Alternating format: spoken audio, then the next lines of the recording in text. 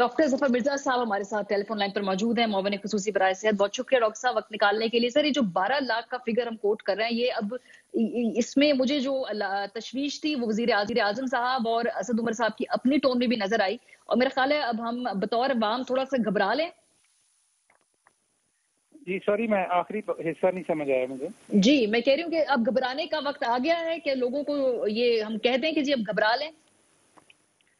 नहीं जी, लोगों को घबराने से ज्यादा एहतियात करने की जरूरत है। इस मैसेज का, आज की जो मैसेजिंग थी, ये बड़े हमने डिस्कशन के बाद, गौर फिक्र के बाद ये डिसाइड किया कि अब ये हमें ये बात करनी चाहिए, और इस हवाले से करनी चाहिए कि देखें, नंबर तो आप देख ही रही हैं, असेंडिंग हैं, अभी असेंडिंग रहेंगे, ये तो हमें बड़ा क्लियरली पता है।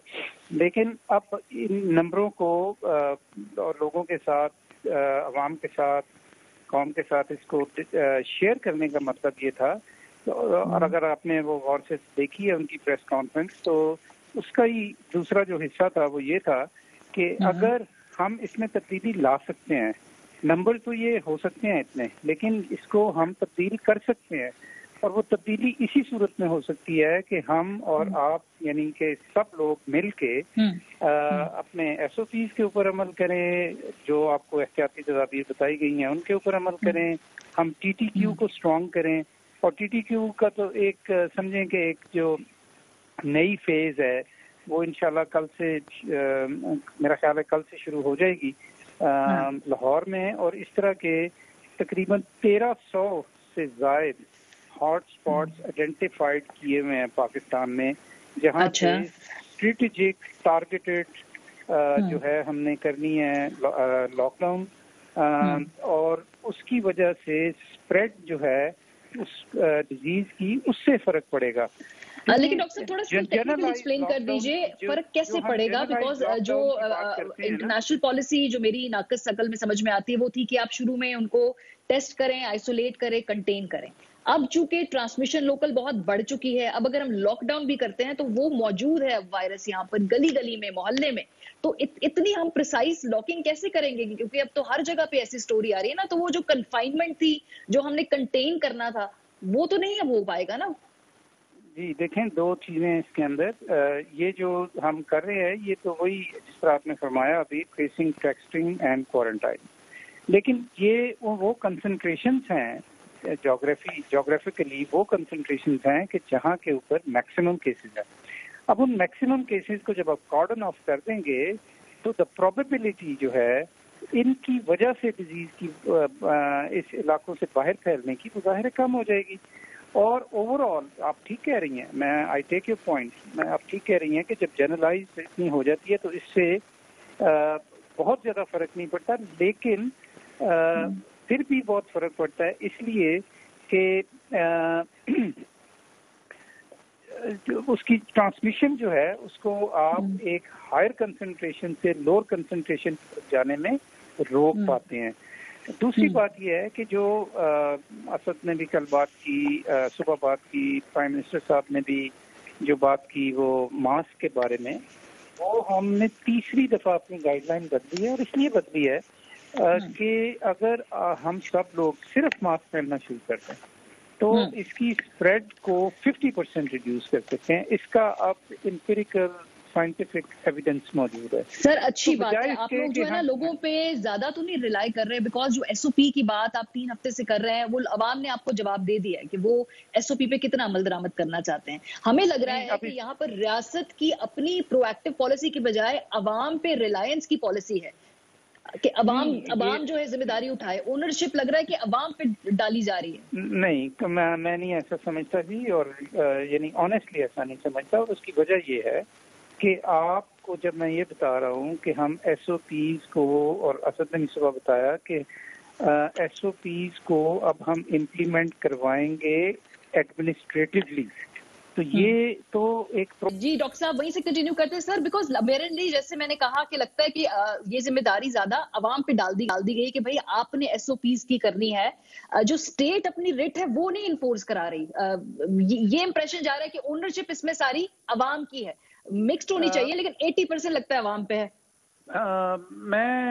मैंने इसका जवाब दे रहा था और आधा मैं दे चुका था, बाकी हिस्से का दे देता हूँ। और वो ये है कि मैं ये कह रहा था कि पहले हिस्से में तो मैंने ये कहा कि जो हम SOPs की इन्फोर्समेंट अब यकीनी बनाएंगे, ये गवर्नमेंट प्रोएक्टिवली कर रही है। इसी तरह जो टेस्टिंग ट्रेसिंग क्वारंटाइन की जो हम ये जो टारगेटेड लॉकडाउन शुरू कर रहे हैं, ये भी एक गवर्नमेंट की प्रोएक्टिव स्ट्रेटजी है। तो ऐसा नहीं है कि हम सिर्फ लोगों के ऊपर छोड़ रहे हैं, लेकिन ऐसा भी नहीं है कि ये अकेली हुकूमत ये कर सकती है। तो लिहाजा ये तो हम पहले दिन से हमारा ये डिस्कोर्स है, पहले दिन से हमारा ये व्यू है कि जब तक पूरी बहैसियत कौम ये सारा मिलजुल के नहीं करेंगे, उस वक्त तक कोई भी मुल्क इसके लेकिन डॉक्टर साहब, जैसे आप लोग वहाँ पे ट्रेंड्स देखते हो, जैसे आपने कहा आज आप कैलकुलेट करते हैं, जो भी आप लोगों की वहां पर तरीकाकार है फैसला साजी का, कौन सा मुल्क है जिसके मॉडल को हम समझते हैं कि हमारे मुल्क के मॉडल से करीब है और जो उनके इकदामात हैं हमें उन्हें फॉलो करना चाहिए? जरा कोई आइडिया है कि जिसको जो पॉलिसी या जो हम मॉडल फॉलो करें वो कौन सा है? देखिए जी, मॉडल एक्चुअली जो जहाँ तक इंटरवेंशंस का ताल्लुक है, वो तो बड़ी common sense no brainer interventions हैं, सारे मुल्क वही कर रहे हैं, सिर्फ उनकी टाइमिंग और उनका कॉम्बिनेशन डिफरेंट है। अच्छा, अब मतलब एक आपने कंटेन करना होता है, दूसरे आपने मैनेज करना होता है। कंटेन का मतलब यह है कि आपने डिजीज को फैलने से रोकना है, और मैनेज का मतलब है कि जब लोग बीमार पड़ जाएं तो आपकी इतनी कैपेसिटी होनी चाहिए कि आप उनको ट्रीट कर लें। अच्छा, साथ साथ ऑब्वियसली रिसर्च है और रिस्क कम्युनिकेशन, दो और बड़ी इंपॉर्टेंट चीजें हैं इसमें। अच्छा, अब अगर जब आपका ये जो सवाल कि हम किस मॉडल को यहाँ पे अप्लाई कर रहे हैं, तो उसका जवाब ये है कि जब ये शुरू हुआ चाइना से, चाइना इज ए आउटलायर, उन्होंने बड़े यानी स्ट्रिंजेंट तरीके से इसको रोक लिया, और लेकिन वहां से फिर जब ये दूसरे मुल्कों के अंदर गया तो फिर हमने देखा कि यूरोप और अमेरिका के अंदर मतलब सारे यूरोप में मुख्तलिफ ममालिक ने वही इंटरवेंशन बड़े मुख्तलिफ तरीके से यूज किए। अगर आप यूके को देखें, उन्होंने तो पहले सब कुछ खुला ही छोड़ दिया, फिर उनको ख्याल आया कि ये ठीक नहीं है, अब ये करना चाहिए, फिर ख्याल आया, फिर उन्होंने तीसरा यू टर्न लिया।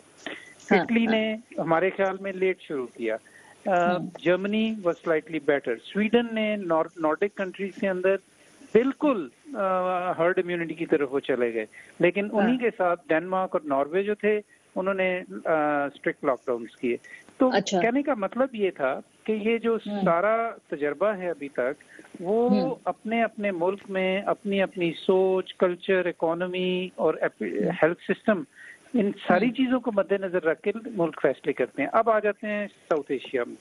साउथ एशिया में शुरू से हमारे यहाँ जो आउटब्रेक का जो बिगिनिंग थी डिलेड थी, उसका जो प्रोफाइल रहा अभी तक वो लो एंड स्लो, हम इसे कहते हैं कि नंबर्स लो रहे और ये स्लोली बढ़े। अच्छा, ये पैटर्न सिर्फ पाकिस्तान में नहीं, ये इंडिया में भी है, ये बांग्लादेश के अंदर भी है। क्या वजूहात हैं इसकी, कुछ में आप तबसरा कर सकते हैं, कुछ आपको नहीं पता कि क्या वजूहात हैं, आने वाला वक्त बताएगा। सर, उसमें एक वजह जो है ना, वो कह रहे क्लैरिटी नहीं है, पॉलिसी में तमाम हम-आहंगी नहीं है। ये भारत के बारे में भी कहा जा रहा है, ये पाकिस्तान के बारे में भी कहा जा रहा है। कंफ्यूजन है। मैं और बात कर रहा हूँ जी, कंफ्यूजन की स्टेज तो बाद में आती है ना, वो तो इंटरवेंशन पे आएगी ना। मैं तो कहता हूँ आप कुछ भी ना करें, अगर आप कुछ भी ना करें तो जिस तरह आउटब्रेक यहाँ शुरू हुआ और बढ़ा, उसको अगर आप कंपेयर करें, और हम रोज करते हैं यूरोप और अमेरिका के साथ, तो जो नंबर, जो क्वांटम ऑफ केसेस वहां पे था और जो क्वांटम ऑफ डेथ्स वहां पे था और है, उसका तो कोई तकाबुल ही नहीं है ना साउथ एशिया के साथ। हाँ सर, लेकिन साउथ अमेरिका के साथ तो भी तकाबुल नहीं है, क्योंकि वहां पर भी शुरू में स्लो था, उसके बाद आगे जाके बढ़ गया, उससे भी तकाबुल नहीं है हमारा। एग्जैक्टली नहीं, उसके साथ भी कर सकते, लेकिन कुछ ममासलत वहां पे यकीनन है। अच्छा, अब यहाँ पे जो हमारा यहाँ पे जो जिसे कहते हैं ना कि द वे आउटब्रेक अनफोल्डेड, वो अनफोल्डिंग जो है वो लो एंड स्लो थी। लिहाजा हमने जब इन सारी चीजों को मद्देनजर रख के social national security committee, national coordination committee, daily basis के ऊपर monitoring of data, not only of the disease but also of socio economic conditions, और सारा जो हमने पॉवर्टी और वो सारा जब सामने रख के हमने फैसले किए, तो उसमें जाहिर है हमारे ऊपर सबसे बड़ी तनकीद ये होती है ना जी कि आपके केसेस बढ़ रहे थे, आपने लॉकडाउन ईज कर दिया। यही है ना सबसे बड़ा आर्गुमेंट, यही है ना हमारे हमारा यही एक तनकीद है। बिल्कुल जी, यही एक तनकीद है सबसे बड़ी। पॉलिसी शिफ्ट था ना उस वक्त, वो खतरनाक है जिसके नतीजे भी सामने आ रहे हैं। बिल्कुल। अच्छा, आपके मतलब मैं आपको ये बताना चाहता हूँ कि क्या हमें नहीं मालूम कि असेंड कर रहे हैं और हम क्यों लॉकडाउन को ईज कर रहे हैं? तो उसकी तो वजह होगी ना, हमसे वो वजह तो पूछें। सर पूछ रहे हैं, हमें तसल्ली बख्श जवाब दे दें, हम अगली दफा सवाल ही ना पूछे आपसे, क्योंकि वो रिजल्ट यही आपको बताने लगा हूं ना जी, क्योंकि हमारा ये ख्याल था कि लॉकडाउन मेंटेन करने के जो नुकसानात हैं दे outweigh the damages which you will incur by keeping the lockdown।